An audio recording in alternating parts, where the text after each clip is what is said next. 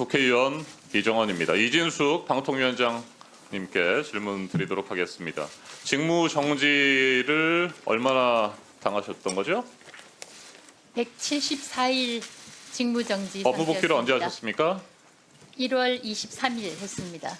네. 1월 23일 복귀하자마자 12.3 계엄과 관련해서 내란 우두머리 윤석열이라고 하는 언론의 표현에 대해서 문제를 제기한 바 있죠? 예, 네.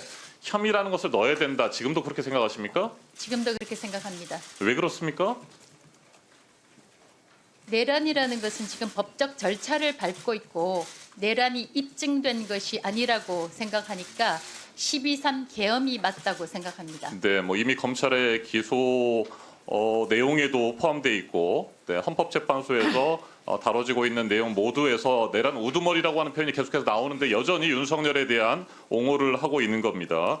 자, 그리고 MBC에 대해서는 이게 공영방송 맞느냐라고 하는 표현으로 뭐 표적 심사를 예고하는 듯한 압박성 발언을 했는데 이것도 어떻게 생각하십니까? 어떤 부분에 대한 표적 심사 말씀입니까? 표적 심사라는 것은 있을 수도 없고 이게 공영방송 맞느냐라고 하는 표현을 쓰셨잖아요. 네. 자, 그런 표현들 때문에 이진숙 방송통신위원장이 윤석열의 내란과 극우 폭동 또 그다음에 윤석열의 방송 통제와 탄압에 대해서 여전히 옹호하고 같은 인식을 드러내고 있다라고 하는 비판을 받고 있는 겁니다. 자, 이진숙 위원장 방통위원장으로 업무에 복귀하면 이제는 민생 현안에 좀 집중해 주기를 기대했었는데 여전히 그 기대는 산산조각이 나버렸습니다. 지난 2월 28일 KBS 감사로 정지원 전 보도국장을 임명 결정했죠. 예, 정지원 후보자가 대한민국의 대표 공영방송 KBS의 감사 업무를 담당할 만한 적격 인물이라고 생각하셨습니까? KBS 이사회에서 정지환 감사를 임명 제청했고 저희는 자격이 있는 당사자가 이사회에 임명 제청을 자격이 했기 있다고 때문에 판단하신 겁니까? 저희는 그렇게 판단했습니다. 네, 일단 코바코 비상임 이사로 여전히 재직 중인 상태였는데 KBS 겸직이 안 되는 거 아닙니까?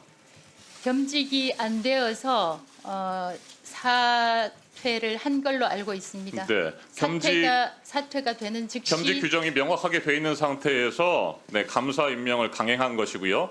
2인 체제 의결과 관련된 정당성 문제를 다시 한번 짚어보도록 하겠습니다. KBS 이사회 임명 제청을 거쳤다고 하는데 헌법재판소의 탄핵 기각 결정과 관련해서 본인은 2인 체제 위법성에 대해서 면죄부를 받았다고 생각하십니까, 여전히? 면죄부라는 표현보다도 네.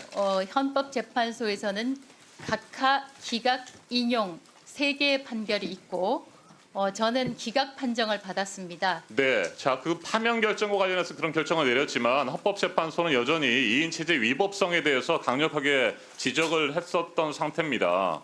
2인 위원만이 제적한 상태에서는 방통위가 독임제 기관처럼 운영될 위험이 있다라고 4명씩이나 되는 재판관이 얘기를 했었고요. 이 헌법재판소의 역사적인 맥락을 설명하면서 과거 권위주의 정부에 대한 방송 통제와 탄압 그리고 민주화 이후에는 행정부로부터 독립된 방송위원회가 방송 관련 업무를 수행해야 된다. 이런 이유들 때문에 방통위가 국가 권력이나 특정한 사회 세력 간섭을 받아서 운영될 위험을 막아야 된다. 이런 강한 위법성에 대한 지적을 했었는데 그럼에도 불구하고 2인 체제에 위법한 상황에서 KBS 감사와 EBS 사장 선출과 관련된 일정들을 밀어붙인 것은 아주 잘못된 것이에요?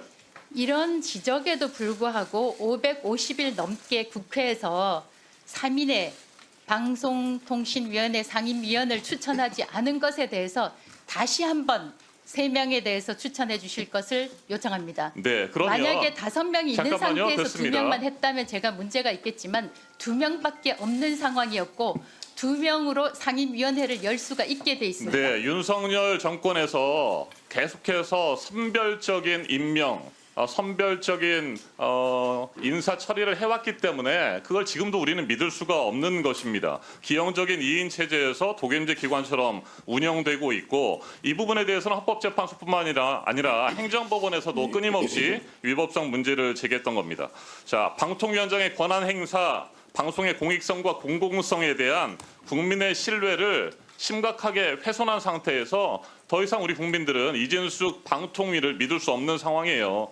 이런데 2인 체제 위법성이 여전히 남아있는 상태에서 정지원 KBS 감사를 임명했다는 겁니다. 앞서 말씀드린 것처럼 코바코 비상임 이사를 겸임하고 있는 상태에서 무리하게 했다는 것이고 제대로 검증도 하지 않았다는 것이죠. 자, 두 번째 후보자의 적절성 부분에 대해서 얘기를 좀 해보겠습니다.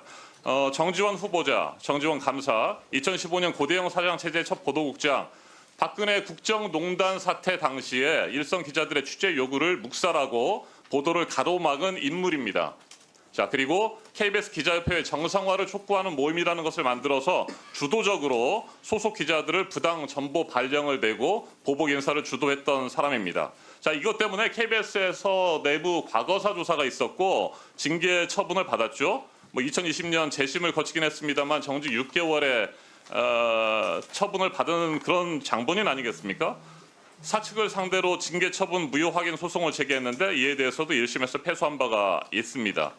자, 이런 정지원 감사가 과연 KBS의 높은 수준의 도덕성과 정치적 중립성, 구성원의 신뢰, 공영방송의 공정성과 공공성을 지킬 만한 감사로서 역할을 할 수 있겠느냐? 저는 도저히 이해할 수가 없습니다. 한 말씀 하십시오.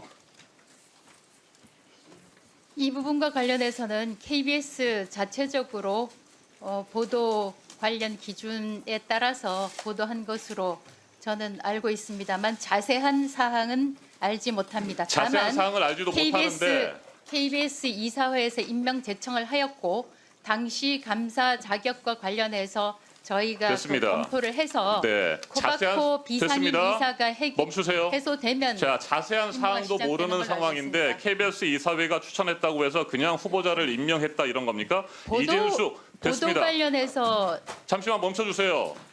이진숙, 김태규 2인 위법 체제에서 결성한 KBS 이사회가 후보를 제청하고 아무런 제대로 검증도 하지 않은 상태에서 또 위법 부당하게 정당성이 부족한 감사 인사를 했다는 겁니다.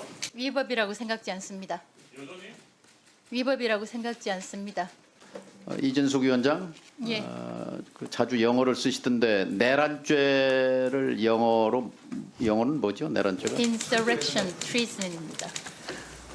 리벨리언이라고도 하죠. rebellion도 할 수 그거를 있습니다. 한국말로 우리말로 하면 뭐예요? 방금 물어보셨으니까 예, 반란, 내란 그런 뜻이죠. 그렇죠. 반란 내란이죠. 예. 내란은 북한 문란입니다. 지금 이진숙 위원장은 여기가 어디죠? 국회 국회죠. 과방위 예. 그렇죠. 헌법에 의해서 설치된 국회입니다. 그리고 국회에 나온 것은 개인 의사로 나온 게 아니라 헌법이 설치한 기관인 국회가 불러서 나온 거죠. 그렇습니다. 예. 그런데 이 헌법이 설치한 기관을 무력화하는 것을 내란이라고 합니다. 그런데 기자들에게 내란죄로 쓰지 말라 한 것은 저는 그렇게 생각지 않습니다.